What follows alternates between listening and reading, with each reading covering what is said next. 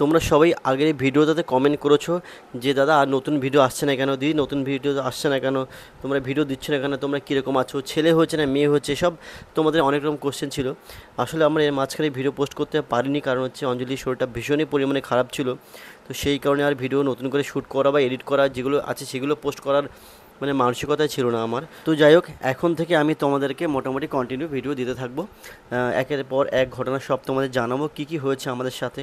আর অঞ্জলির কী হয়েছিল মানে আসলে মানে ভীষণই সিরিয়াস কন্ডিশন ছিল, যে কারণে ভিডিও পোস্ট করতে পারলাম না। তো সেই বিষয়ে তোমাদের এই ভিডিওর মধ্যে সম্পূর্ণ ডিটেলসে আলোচনা করবো আমি। তো আজকে আমি সকালে চলে এসেছি আবার দেখতে, আর কালকে রাতে আমি এখানে রাত্রি 10টা পর্যন্ত ছিলাম, মানে যতক্ষণ লাস্ট পর্যন্ত থাকা যায়, তারপরে তো বন্ধ করে দেয় গেট। আর এখন দেখতে পাচ্ছ সকাল 6টা বাজে, এখনও গেট খোলেনি, পুরো বন্ধই আছে। আর কালকে 10টা পর্যন্ত ছিলাম, বাট আর ভিডিও করিনি, কারণ এখন মন মানসিকতা অতটা ভালো নেই। অঞ্জলির শরীরটা ঠিকঠাক নেই আর কি, মানে বাচ্চা মোটামুটি ঠিকই আছে, বাচ্চা ঠিকই আছে, কিন্তু অঞ্জলির শরীরটা যথেষ্ট পরিমাণে কালকে খারাপ ছিল।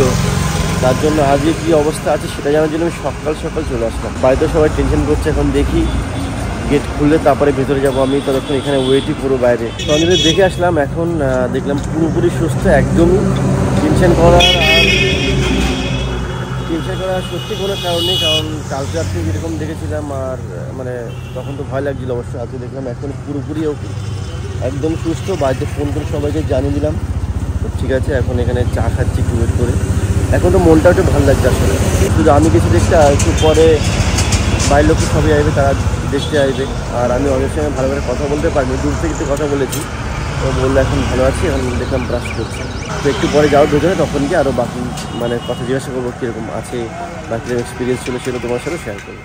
তারপর যখন সকাল 10টা বাজে তখন আমরা সবাই ঢুকলাম, মানে আমি আর ভাই এসেছিলাম। তো আমি ঢুকলাম, আমি ঢুকে অঞ্জলির সঙ্গে দেখা করলাম। তো সেখানে যারা নার্স আছে তারা বললো যে একটা জলের বোতল নিয়ে আসো, আরও কিছু জিনিস দরকার ছিল, তো সেগুলো ব্যাগ করে নিয়ে এসেছিলাম। তো আমি জলের বোতলটা নিয়ে আস্তে আস্তে উপরে গিয়ে অঞ্জলির কাছে দিলাম।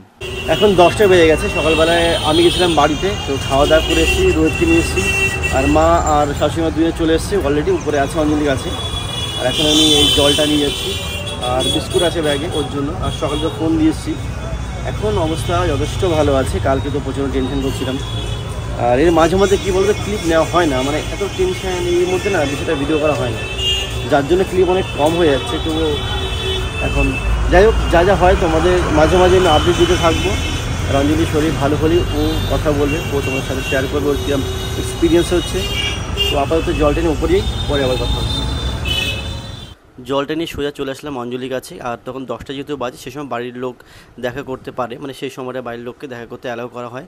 তো বাবা মা চলে এসেছিলো, শাশুড়ি মা, ভাই, আমি সবাই চলে এসেছিলাম। আর এসে অঞ্জলির সঙ্গে কথা বলছিলাম, ওর সঙ্গে একটু মনোবল বাড়াচ্ছিলাম, আর ওর সঙ্গে শুনছিলাম যে কী কী হয়েছিল আসলে। আর তোমাদের পুরো ব্যাপারটা বলছি কী হয়েছিল। আসলে অঞ্জলিকে যেদিন ওটিতে নিয়ে যাচ্ছিলো, মানে আগের ভিডিওতে তোমরা দেখেছো, সে সময় ও প্রচণ্ড ভয় পাচ্ছিলো। তো যাই হোক, ওটির থেকে বেরোনোর পর ডাক্তারবাবু, মানে আমার যে দাদু, সে বললো যে অঞ্জলির বিপি অনেক হাই ছিল, মানে ওর প্রেশার প্রচণ্ড পরিমাণে বেড়ে গেছিলো, ওর হাত কাঁপছিল। লাস্টে যখন ওটির থেকে বাইরে আনলো তখন ওর হাত পা কাঁপছিল, ওর গায়ে একটা মানে কাঁথা দেওয়া হয়েছিল, ওর বলছিল খুব ঠান্ডা লাগছে, আর একদম মানে নিস্তেজ হয়ে গেছিলো, প্রচণ্ড পরিমাণে হাই বিপি ছিল। আর তার সাথে সাথে পালস রেটও কখনো হাই হচ্ছে, আবার কখনো একদম কমে যাচ্ছে। তো এর জন্য প্রচণ্ড চিন্তা করছিলাম আমিও। তো তারপরে যে আমাদের ডক্টর আছে, মানে আমাদের যে দাদু, ডক্টর সুজন কুমার মণ্ডল, তাকে বললাম যে দাদু কী হয়েছে, প্রবলেম আছে কিছু? তখন দাদু বলছে প্রবলেমটা একটু আছে, তো যেহেতু বিপি অনেক হাই হয়ে যাচ্ছে, আবার পালস রেট কখনো কমছে বাড়ছে, তো সেই কারণে অনেকটাই চিন্তিত আমরা ছিলাম। তো সেই কারণে বেশি একটা ভিডিও আমরা পোস্ট করতে পারিনি, আর যার কারণে এত লেট করে ভিডিও পোস্ট করছি আমরা। তো যাই হোক, তারপরে এখন অঞ্জলি একটু সুস্থ আছে, আগের থেকে যথেষ্ট ভালোই আছে। তো তারপরে বাড়ির সবাই দেখা করে তারপরে চলে গেল। আর সেখানে আমি আর ভাই ছিলাম, কারণ আমি আর ভাই বলছিলাম যে মানে আমি তো ভাবছি রাত্রে 10টাকে যাবো না। এখন আমি আর ভাই চলে যাচ্ছি বাড়ির দিকে, কারণ অঞ্জলি পুরো সুস্থ আছে, ওর কাছে ফোনও আছে। এখন যাবো অঞ্জলির জন্য একটা নাইটি কিনতে, মানে হাউস কোট টাইপের আছে, আরও কয়েকটা কিনে নিচ্ছি। আর কিছু জিনিস লাগবে, যেরকম কিছু বললে একটা বিছানার চাদর লাগবে, সেগুলো বাইরে থেকে নিয়ে একেবারে আসবে। তার জন্য আমি চলে যাচ্ছি আমি আর ভাই এখন বাড়ির দিকে। এত গরম পড়েছে যে আর ভালো লাগছে না, রোদের মধ্যে ঘুরছি ভাই আর আমি অনেকক্ষণ ধরে। আর অঞ্জলির জন্য একটা নাইটি নিলাম, তো সেটা আবার চেঞ্জ করতে যাবো। তারপরে এখন একটু কোল্ড ড্রিঙ্কস খেয়ে নিলাম, ভাইয়ের আমি রাস্তায় বসে আছি। এখন আবার যাবো নাইটির দোকান, সেখানে নাইটি চেঞ্জ করবো, তো তারপরে নিয়ে বাড়ি যাবো। তারপরে বাড়ি খাওয়া দাওয়া করে তারপরে যাবো আমরা আবার অঞ্জলির কাছে। এবার নাইটির দোকানে এসে আমি নাইটি বাছাই করতে লাগলাম, কোন কালারটা নেবো সেটাই ভাবছিলাম। অঞ্জলির কাছে শুনলাম যে কোনটা আনবো, অঞ্জলি বলছে তোমার যেটা ভালো লাগে সেটাই আনো। তো অনেকক্ষণ বাছার পর আমার একটা ভালো লাগলো, এই যেটা হলুদ দেখতে পাচ্ছি এটাই আমি নিয়েছিলাম, নিয়ে চলে আসলাম। একটা নাইটি অঞ্জলির জন্য পছন্দ করে নিলাম, বাট টাকা দিলাম, বাট টাকাটা আটকে আছে, পেমেন্ট পেন্ডিং দেখাচ্ছে, টাকা কেটে নিয়েছে। তো দেখি বাড়িতে একবার ঘুরে আসি, যদি এসে যায় তাহলে ব্যবস্থা করতে হবে। তারপর আমি এর ভাই সোজা চলে আসলাম বাড়িতে, বাড়িতে স্নান করে খাওয়া দাওয়া করে ফ্রেশ হয়ে আবার আমি এর ভাই বেরিয়ে পড়লাম।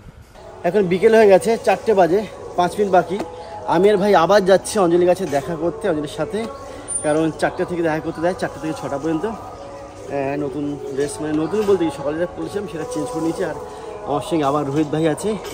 তো ভাই চল আর দেরি না করে তাড়াতাড়ি যাই, নাহলে এক্ষুনি অঞ্জলি বলবে এখানে ফোন করে, হ্যাঁ যে আসে না আসে না আসে না। চল ঠিক আছে, বসো, বসো। একে তো দেরি হয়ে যাচ্ছে, 4টে বাজে 5 মিনিট বাকি, তার মধ্যে যেতে গিয়ে দেখি রাস্তার উপরে কাজ হচ্ছে কারেন্টের। তো তার জন্য কী করবো, আর অন্য পায়ে যে ঘুরে যেতে হলো সেই অঞ্জলির কাছে। তো ফাইনালি অঞ্জলির কাছে পৌঁছে দেখি অঞ্জলি ভীষণ হাসছে, ভীষণ খুশি, কারণ আগের দিন যে অবস্থা ছিল, আর আগের দিন তো ফোন ছিল না, তার জন্য ফোনে কথাও বলতে পারছিলাম না।